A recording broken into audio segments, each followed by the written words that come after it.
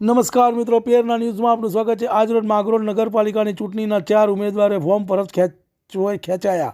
એક વોર્ડ 5 નંબરમાં બિનહરીફ માંગરોળ નગરપાલિકાની ચૂંટણીમાં 4 પાંખીઓ જંગ ભાજપ, કોંગ્રેસ, ભીમ અને બસપા લડશે। આજે ઉમેદવારી પરત ખેંચવાના સમય પૂર્ણ થતાં ફોર્મ ખેંચવામાં વોર્ડ નંબર 3માંથી 1, બસપા વોર્ડ નંબર 6માંથી અપક્ષ 1, વોર્ડ નંબરમાંથી 9માંથી 2, 1 બસપા અને 1 અપક્ષે પોતાની ઉમેદવારી પાછી ખેંચી હતી।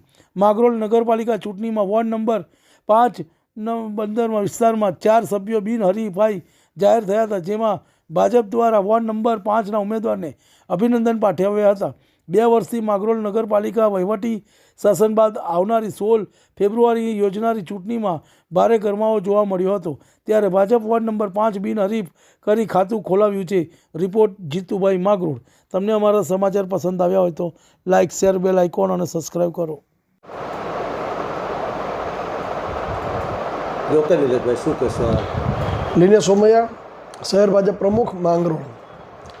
હાલ સ્થાનિક સ્વરાજ્યની ચૂંટણીના ફોર્મ ભરાયા હોય ત્યારે માંગરોળ નગરપાલિકામાં ભારતીય જનતા પાર્ટી દ્વારા 24 ફોર્મ ભરાયા હતા।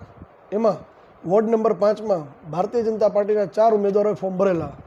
એમની સામે કોઈપણ પાર્ટી કે કોઈપણ ઉમેદવારે ઉમેદવારી ન કરી હોય ત્યારે આજે ચકાસણીનો સમય પૂર્ણ થયા બાદ આ 4 ઉમેદવાર અમારા બિનહરીફ ઘોષિત થયા છે।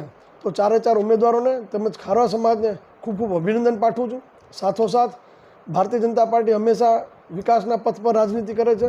ભારતીય જનતા પાર્ટીએ વિકાસ કરેલો છે, કરતી રહી છે અને ભવિષ્યમાં પણ કરવાની છે। અને માંગરોળની અંદર પણ અમારી ભારતીય જનતા પાર્ટીની બોડી બનશે નગરપાલિકામાં તો અમે આ વિકાસની રાજનીતિને ખૂબ પ્રગતિમાં લઈ આવશું અને ખૂબ આગળ વધારશું। સાથોસાથ માંગરોળની અંદર જે કોઈ લોકો પણ ભારતીય જનતા પાર્ટીની વિચારધારા સાથે જોડાવા માગતા હોય તો એના માટે અમે વેલકમ કરીશું।